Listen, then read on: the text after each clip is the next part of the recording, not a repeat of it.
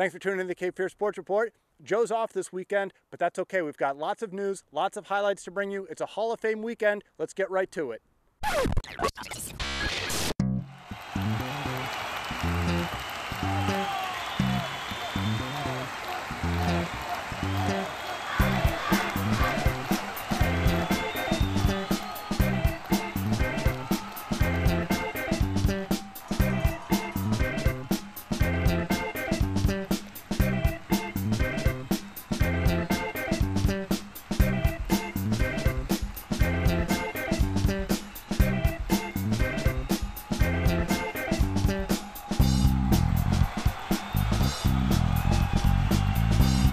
Welcome to the Cape Fear Sports Report, driven by Stevenson Automotive Group. We're here at Cape Fear National, home of the 2010 Greater Wilmington Sports Hall of Fame Golf Tournament. Throughout the show, we're going to give you a little bit of insight onto each of the 4 inductees. Before we do that, let's head out to UNCW for our Game of the Week. Thanks, guys. Jim Dalke here, Brooks Field, where the Seahawks are taking on conference leader VCU for a 3-game homestand. Now, Wilmington will be playing host to the CAA tournament, but UNCW may not be participating. The Seahawks are currently 5th in the conference, and the top 4 make the tournament. So the Seahawks are approaching must-win baseball. Let's take a look at this weekend's highlights. Game 1 turned out to be a thriller at Brooks Field. In the 6th, the Seahawks put a 3-2 lead, but VCU shortstop Gregory Fuji rips a single on the left side, bringing in 2 runs for the Rams.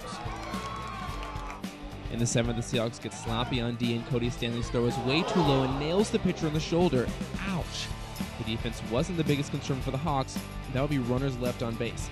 Robbie Mundy comes up in the bottom half of the inning, lines out to short, leaving 2 on. The Seahawks had 10 runners left on base for the game. But in the bottom of the 9th, the Seahawks rallied. Michael Bass starts off the inning with a liner to left. He finished the day 2 for 4, but that was definitely his biggest hit of the game. The next batter up is Ben Thielsen, and he lays a solid bunt down to first base, advancing Bass to second. With 1 out, it's now Michael Rooney's turn, but he fists a pop-up into shallow right.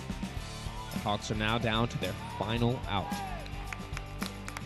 Right fielder Alex Hill takes a 3-2 ball 4. Now it's Stanley's turn. The catcher comes up to the plate, rips a ground ball to second. Now watch the hustle play as he dives into first. Safe! The Seahawks now have the bases loaded for the league leader in home runs, Robbie Mundy. The first baseman gets a pitch to hit, gives it a ride, but Brooks Field is too big. VCU takes game 1 of a 3-game series, 4-3. So the Seahawks had to put Friday's tough loss behind them and prepare for game 2, and they did just that. In the 5th, the Hawks are up 7-3, and Grayson Evans adds to that with a double center, bringing home Robbie Mundy. The next batter is Hunter Ridge, and the lefty singles to the right side. That'll bring home Evans around from second to score. As the ball gets away from the catcher, Ridge takes second base. The Hawks did a much better job on Saturday, capitalizing with runners in scoring position. Matt Holt continues the trend in the 5th as he rips a double to the wall and left, bringing home Evans. Now the Hawks are up 10-3 on leading VCU. The Hawks will hold on and win the game 10-5. The Hawks are going to have to keep up this kind of play if they're going to earn a spot in the CAA tournament.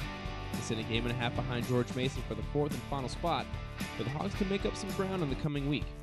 After a non-conference game against Elon, the Hawks have a 3-game series against 3rd-place foe Georgia State. If the Hawks can win that series, they'll be giving themselves a shot to make the CAA tournament. For the Cape Fear Sports Report, I'm Jim Dalke. These have been your games of the week.